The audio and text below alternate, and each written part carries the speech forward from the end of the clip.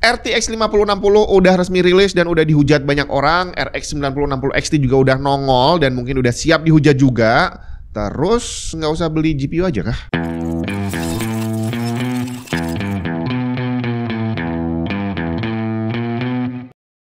Soal perkembangan GPU baru kok gitu-gitu aja udah sering saya bahas. Terakhir minggu kemarin tonton dulu videonya. Video sebelumnya juga udah ada, video tahun lalu. Silahkan tonton biar kita bisa lebih klik gitu ya. Biar kita semua bisa lebih paham apa yang sedang saya bicarakan. Jadi kalau semua orang protes kenapa kok GPU baru keluarnya nambah performance-nya nggak banyak dan sejenisnya, ya sah-sah aja. Semua orang bebas berpendapat dan memang kenyataannya seperti itu. Tapi yang saya sampaikan di video sebelumnya itu bukan pendapat saya. Saya sedang menyampaikan hukum fisika. Kenapa kok bisa seperti itu? Makanya video prediksi tahun kemarin ditonton sekarang masih masuk bre, terbukti. Ditonton tahun depan kalau kondisinya masih sama, ya seharusnya masih sama juga. Nah, kesimpulan dari video kemarin adalah bahwa harga GPU sekarang semakin gila dan kita semua menunjuk Nvidia memonopoli harga. Mentang-mentang lu doang yang punya, lu jual mahal-mahal gitu ya. Dan udah saya bilang juga kalau memang terjadi monopoli, ini seharusnya nggak bisa bertahan lama karena akan ada pesaingnya yang membuat barang serupa dengan performance yang sama tapi harganya lebih murah, di mana ternyata saat ini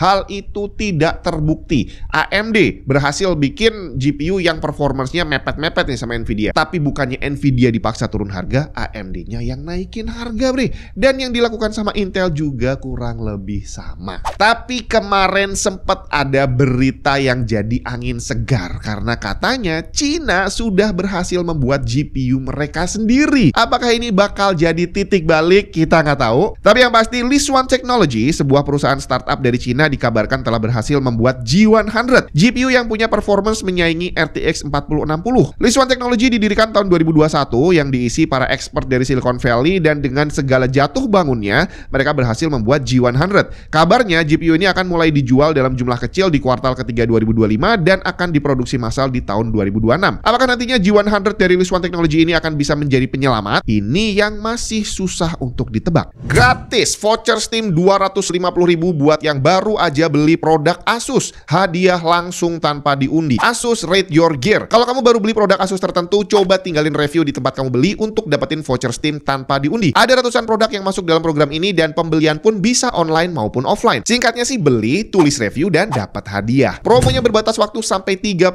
Desember 2025 dan untuk syarat lengkapnya langsung cek aja link di deskripsi. Kalau kita kembali ke pembahasan kemarin, hardware itu tidak akan ada gunanya tanpa software yang bagus. Sekenceng apapun hardware-nya di atas kertas nih ya speknya, kalau software-nya nggak bisa menjalankan dengan maksimal, ya nggak bagus juga performance-nya. Contohnya udah banyak. Kita lihat salah satunya. GPU Intel paling kenceng sekarang adalah Intel Arc B580. Dia punya performance seharusnya bersaing dengan RTX 4060 tapi dengan harga yang lebih murah. Seberapa murah? RTX 4060 harga resminya $299, sedangkan B580 $249. Selisihnya nggak banyak dan di Indonesia selisih harganya hanya sekitar 500 ribuan. Untuk performance walaupun dibilang bersaing, tapi aktualnya ada kondisi di mana RTX 4060 bisa menang jauh, tapi sebaliknya ada juga kondisi di mana B580 menang jauh bre. Jadi kalau kita bicara tentang spek mungkin hampir sama antara B580 dan RTX 4060, tapi kenapa performance-nya bisa naik turun nggak jelas?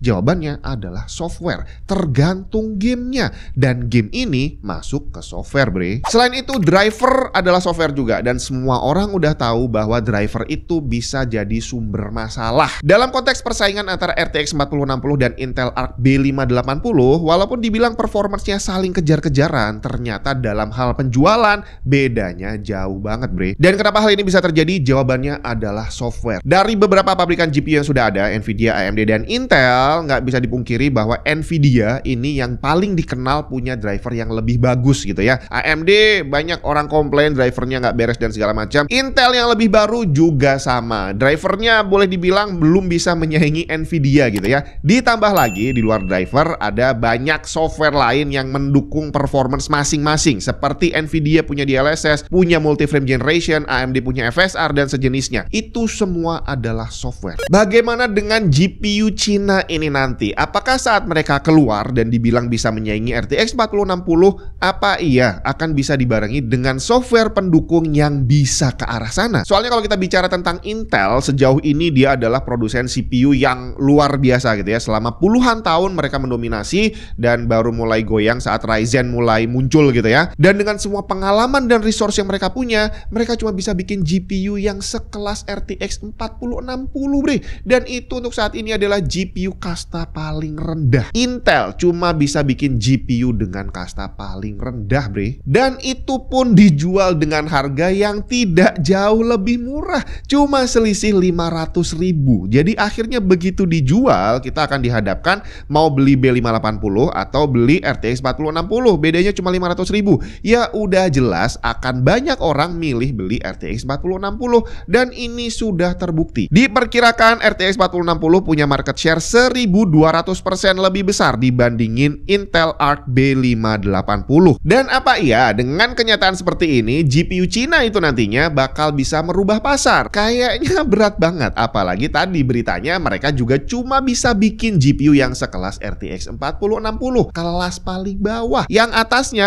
jelas masih akan didominasi sama Nvidia dan AMD. Lebih jauh lagi tentang software dan hardware. Kalau untuk hardware, ya boleh dibilang semua orang asal punya uang gitu ya, mereka akan bisa bikin hardware sendiri. Bahkan omongan begonya nih ya, kamu tukang servis yang bisa benerin GPU, kamu akan bisa bikin GPU kamu sendiri. Tinggal comot chipset dari sana, VRAM dari sini, VRM dari sana, dan sejenisnya. Boardnya mungkin cari yang cocok, dirangkai semuanya, pasti jadi. Tapi kalau udah jadi terus gimana? Softwarenya dari mana? Bikin drivernya dari mana? Nggak usah driver deh, BIOSnya dari mana? Soalnya cuma merangkai aja itu nggak bisa. Harus ada BIOS, dimana BIOS ini software untuk mengenali tadi hardware yang terpasang komponennya itu apa aja. Dan kalau BIOSnya udah jadi, oke, komponennya seperti ini, masuk ke sistem Windows, butuh driver untuk bisa dikenali siapa yang mau bikin. Dan inilah masalah besarnya, bukan tentang hardwarenya tapi tentang software. Udah tahu belum kenapa video game di PC itu lebih susah dioptimize dibandingin konsol? Kenapa PlayStation dan Xbox dengan hardwarenya yang terbatas bisa jalanin game AAA dengan performance yang bisa bersaing sama PC yang speknya lebih tinggi? Jawabannya adalah software. Pada konsol, semua konsol di seluruh dunia speknya sama. PS5 dimanapun speknya sama, Xbox Series X dimanapun speknya sama.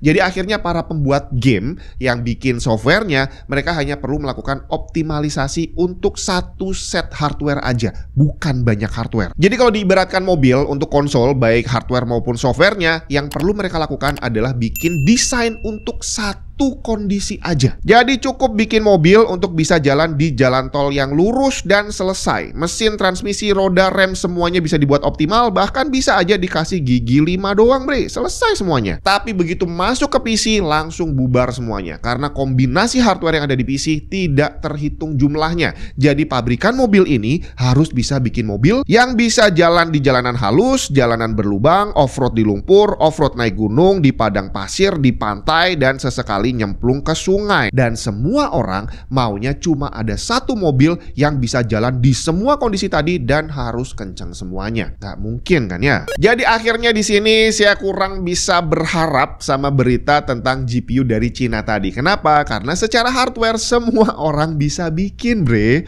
Tapi begitu kita bicara tentang software, kita bicara tentang optimalisasi, ini adalah tantangan yang jauh lebih berat. Bahkan yang selama ini cuma ada Nvidia sama AMD aja, banyak sekali game yang tidak optimize, dijalanin di Nvidia bagus tapi di AMD kurang bagus, atau sebaliknya. Gimana ceritanya kalau pabrikan GPU-nya nambah lagi dan semuanya request ke pembuat game bahwa GPU gua dibikin optimal dong di sana, dan mereka semua punya set software driver yang berbeda-beda. Jadi tidak menutup kemungkinan dengan bertambahnya pabrikan GPU bukan bikin kondisi jadi tambah bagus, tapi malah jadi tambah parah.